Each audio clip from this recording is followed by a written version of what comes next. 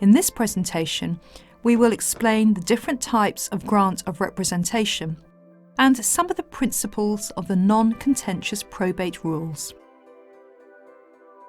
First, let's consider the different types of grant of representation. A grant of representation is an order of the High Court. It establishes both the authority of the personal representatives and the validity of the deceased's will, or that the deceased died intestate.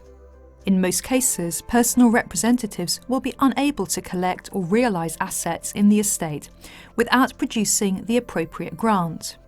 There are some limited exceptions to this, where assets can be collected without a grant. Executors of an estate, in other words, personal representatives who are appointed by virtue of a will, derive their authority to act from the will, and are thus empowered to act from the time of the deceased's death. Here, the grant of probate merely confirms this authority. In contrast to a grant of probate, the issue of the grant of letters of administration, either with the will annexed or not, confers authority to act upon the administrators and vests the deceased's property in them. Prior to the grant of administration, not even the person with the best right to a grant has any authority to act.